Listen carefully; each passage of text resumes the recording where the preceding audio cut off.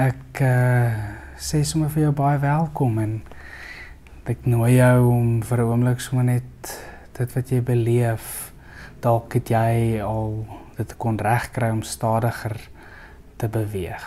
Dalk is jy op verlof of dalk is jy hierdie jaar moet jy jouself op 'n manier inspann om eintlik deur te werk, of dalk is dit so deel van jou lewe dat jy heeltemal daarmee bekend of vertroud is. Dit was hierdie afwagting en ek dink baie keer as kinders moes ons wag. En was dit die moeilikste ding, ons het gewag tot ou Kersaand sodat ons geskenke kon oopmaak. En dit was amper die ergste ding vir 'n kind is om te volhard in daardie wag. En kort het jy 'n draai gemaak by die boom en gaan kyk na die vorm, al die geskenke met jou naam op. Het jy gaan soek, jy mag nie eintlik hulle daar gekarring het nie, maar jy het so skelmpies gaan kyk en jy het so vinnig probeer kyk wat 'n vorm of hoe groot of hoe klein is dit wat jou naam op het. En daai afwagting of daai wag was die ergste. Nou Jakobus praat van hierdie volhard om geduldig te wag en ek nooi jou uit om saam met my te lees Jakobus 5 vers 7 tot 10. Wag dan geduldig broers totdat die Here kom. Let op hoe die boer wag vir die kosbare oes wat die land oplewer. Hy wag geduldig daarvoor totdat dit die vroeë en die laat reëns gekry het. Julle moet ook geduldig wag en moed hou, want dit is nie meer lank nie, dan kom die Here. Moenie oor mekaar kla nie, broers, sodat julle nie veroordeel word nie. Die regter staan al voor die deur, broers. Die regter staan al voor die deur.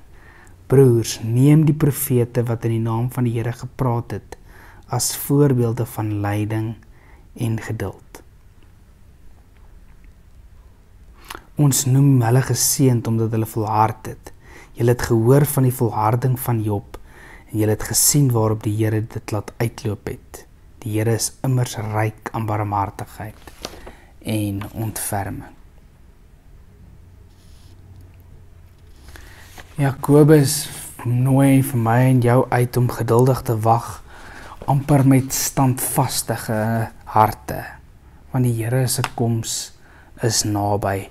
En wat wonderlik is, hierdie wag is nie leeg nie, maar is vol verwagting oor wat God besig is om te doen, en wat hy gaan doen.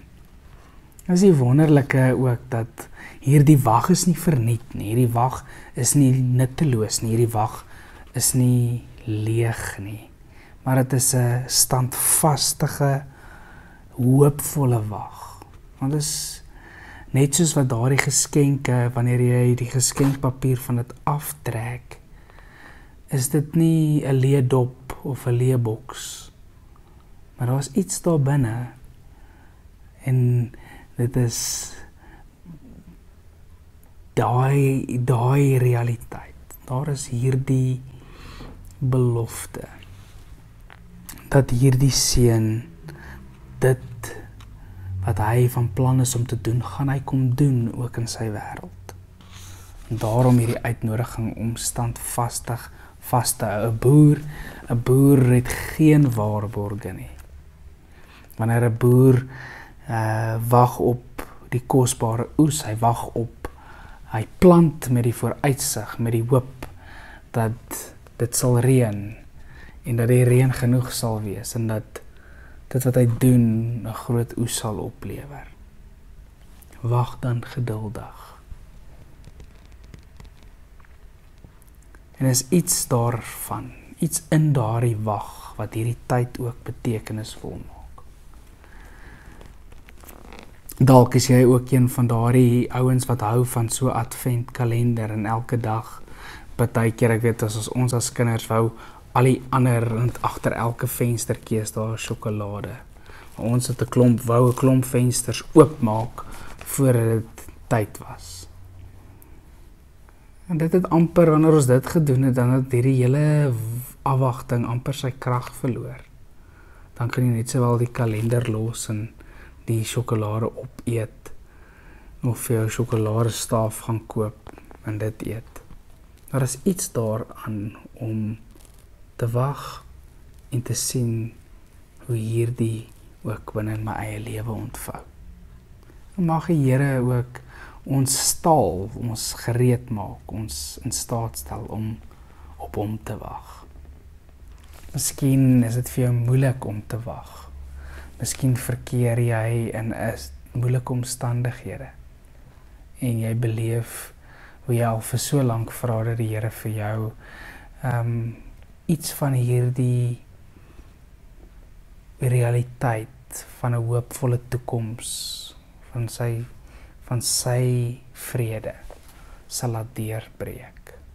En is vir jou dalk moeilik om op die Here te wag. Dan waar Johannes die doper die byl in lê, sê Jakobus, wag geduldig op die Here. En die wonderlike is die voorbeeld, kyk na die profete wat in die naam van die Here gepraat het, en hulle voorbeelde van lyding en geduld. Hoe hulle kyk na die profete, kyk na hulle wat baie moes verduur het. Trek inspirasie uit hulle lewens uit. Kom ons bid saam. Wonderlike Here, dankie vir hierdie teks, dankie ook vir die genade, en ons bede is, Here, mag dit so wees, dat U wil in ons lewens geskied. Amen. Vrede vir jou en voorspoed. Totsiens.